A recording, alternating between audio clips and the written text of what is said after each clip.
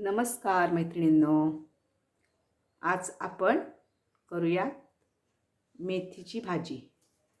मेथीची भाजी ह्या सीझनला खूप छान बाजारात मिळते. मी गोल बारीक पानाची मेथी आणलेली आहे. ती चवीला अतिशय सुरेख सुंदर असते. मेथीच्या भाजीला ना त्या गोल पानांना कडवटपणा कमी असतो, म्हणून बघून घेताना मेथीची भाजी अशी गोल पानाची घ्यावी.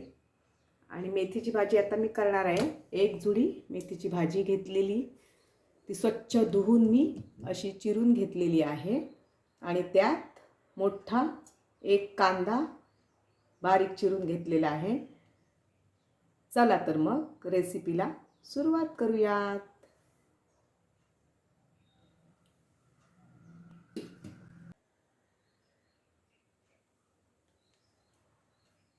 मी बटाटा पण चिरून घेतलेला आहे बारीक. तो आज मेथीच्या भाजीत घालणार आहे. बटाटा घालून मेथीची भाजी अगदी सुरेख लागते. मी आज करते आहे आणि तुम्ही ही रेसिपी करून बघा. तुम्हालाही ही रेसिपी आवडेल. चला आता आपण रेसिपीला सुरुवात करूया. इथे मी कढई घेतली.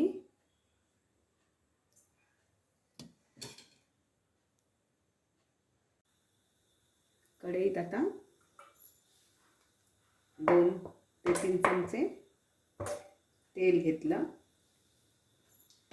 तेल गरम झालं की मी त्यात फोडणीसाठी लसूण घालणार आहे. लसणीचा स्वाद हा खूप भाजीसाठी मेथीच्या खूप छान येतो. मेथीच्या भाजीत किंवा अन्य कुठल्या पालेभाज्या करायच्या असतील तर लसूणीचा वापर आवर्जून करावा. एक वेगळा स्वाद भाजीला लसणीचा लागतो आणि लसूण कोलेस्ट्रॉलसाठी अगदी उत्तम अशी मानली जाते. त्यामुळे आता तेल इथे तापलेलं आहे. मी 8 ते 10 लसूण पाकळ्या इथे सोलून थोड्याशा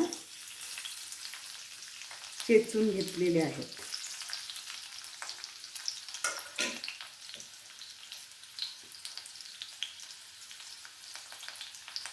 ठेचून घेतलेली लसूण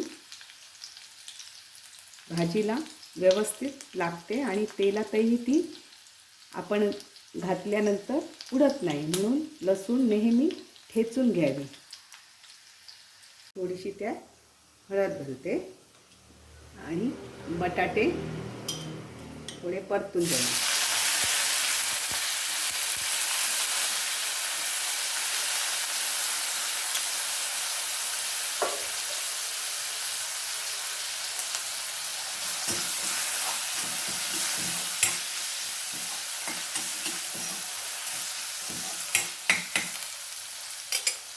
आता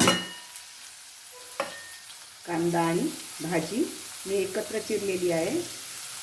ती आता बटाटा घालून झाल्यानंतर व ही भाजी वेगळं पाणी घालावं लागत नाही. या भाजीला आपणच मीठ घातल्यानंतर पाणी सुटतं, त्यामुळे त्या पाण्यात बटाटा छान शिजून येतो.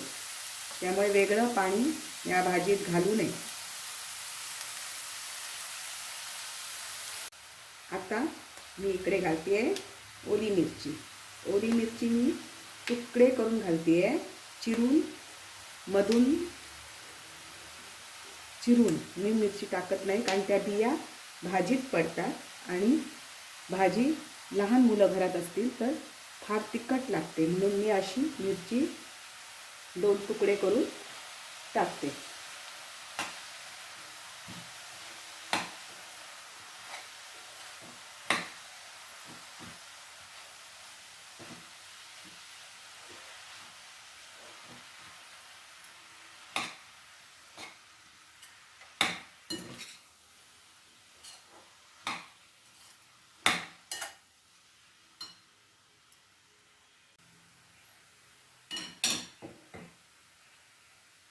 ही भाजी आता मी वर खाली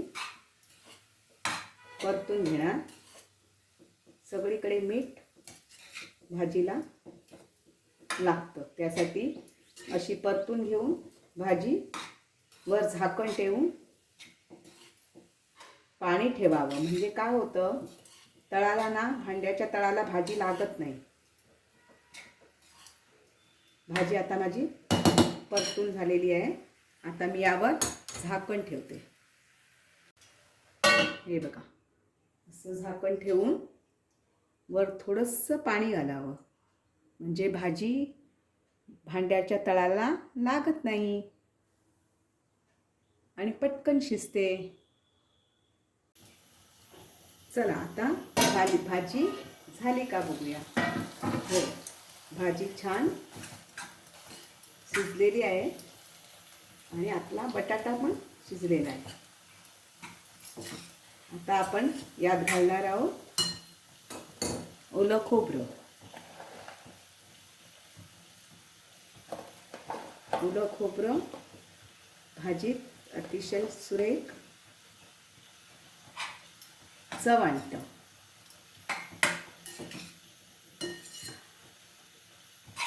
भाजीची लज्जत वाढते ओल्या खोबऱ्याने, त्यामुळे ओलं खोबरं खूप छान लागतं. आता यात आपल्या आवडीनुसार थोडंसं थोडीशी भाजी कडू असल्यामुळे गोडपणासाठी साखर थोडी किंवा गूळ, काय जसं तुमच्याकडे उपलब्ध असेल तसं त्या भाजीत घालावं. मी घालते इथे गूळ. भाजीचा कडवटपणा थोडा कमी व्हावा यासाठी मी इथे गुळाचा वापर करते आहे.